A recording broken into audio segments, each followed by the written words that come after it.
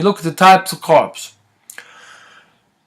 we have to stick around a little bit with that more. Simple sugars have no nutritional value and are empty calories. Whole grain, which has starch, vitamins, and fiber in it, are more filling and avoid blood sugar spikes. So look at the label in the back. Look at the dietary fiber versus sugars. Fiber high, good news. Percentage, you can look at that for an indicator if it's high or low. And then look at all these carbs. Look at all these calories from all these carbs. These are all empty carbs. These are all processed carbs. So be careful. This is also interesting. Every calorie that we drink, we also have to eat. The body doesn't recognize a drunken calorie. It recognizes as food calories, something we eat. So I think that's a statement against sodas. And look at this, 13 calories just from drinks. We have to be very careful about that and work on that, because when we want to lose weight, that's one of the easiest things we can do, is try to get rid of some of those. That brings us to the chapter of vitamins. So vitamin means life. So let's bring some more life into the system and not decrease it. We need vitamins because they're chemical compounds that cannot be made by the body and are indispensable.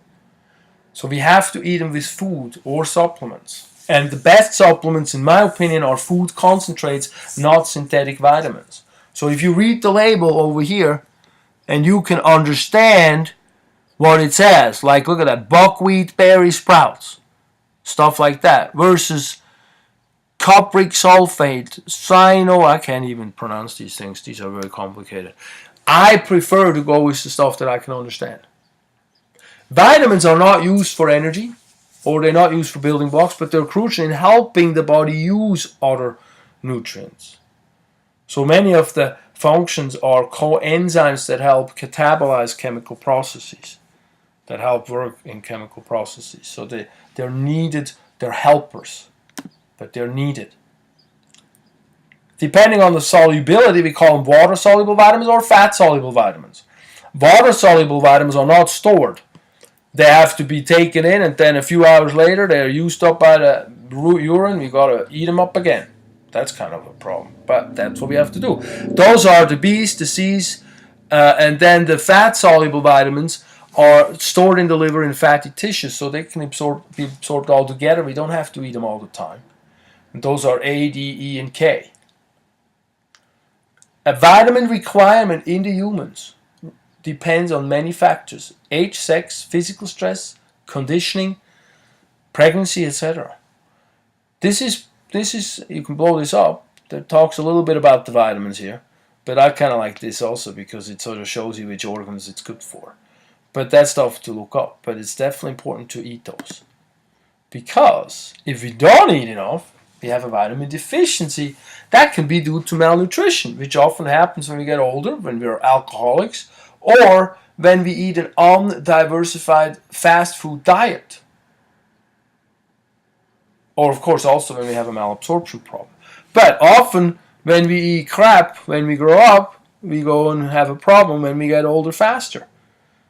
Our longevity is not as much, it's not as long. Our tissue gets older faster, because it's not having all the capacity to do it. The same is true for water. If we don't drink enough water over time, we just age faster. That's part of the problem with that too.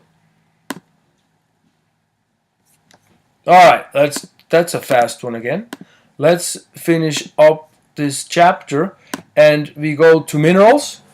And minerals are part of the bone and the teeth, and they are responsible for conducting electrical impulses. They take also part in establishing and maintaining an osmotic environment, etc.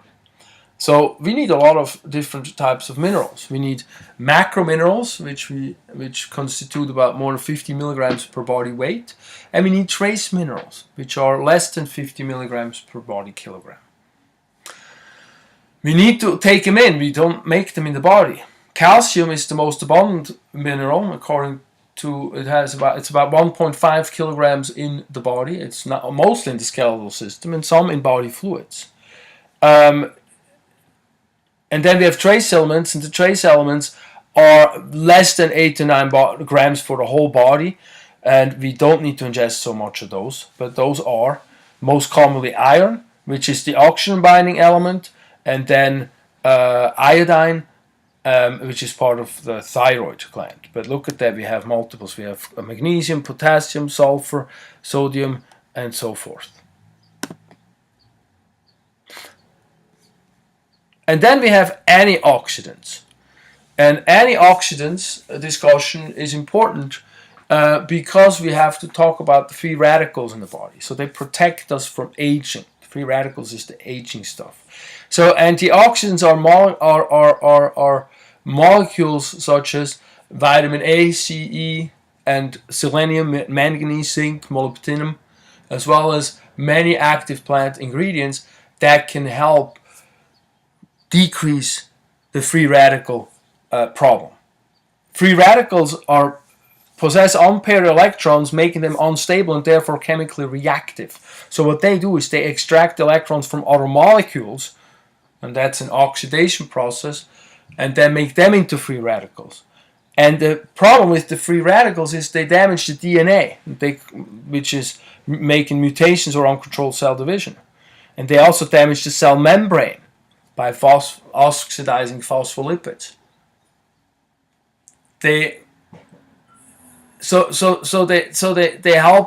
don't help us, they harm us. Also, they oxidize LDL and they damage the vascular wall that way and create more arteriosclerosis in the vessel. So when we have more free radicals, we age faster.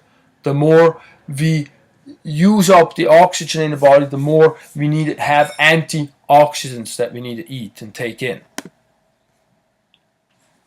Oxygen is a free radical in its basic configuration. The major energy creating reaction in the body is to make ATP.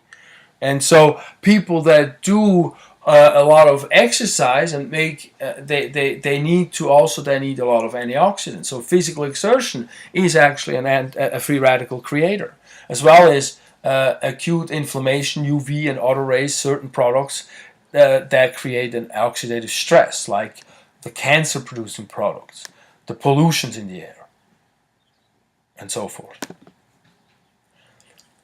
And so we want to combat those free radicals. And one of the ways we can combat those free radicals is by eating active plant substances, or eating plants. And the plants have a lot of substances that are protecting them from sunlight, pests, and other adverse environmental influences. But they, of course, also protect us as people.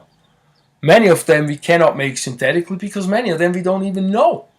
Scientifically, they're very interesting because many of them act as antioxidants and they are preventing cancers, but we often don't know them synthetically.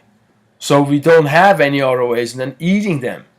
So just only eating a synthetic vitamin is not going to be good enough because of that.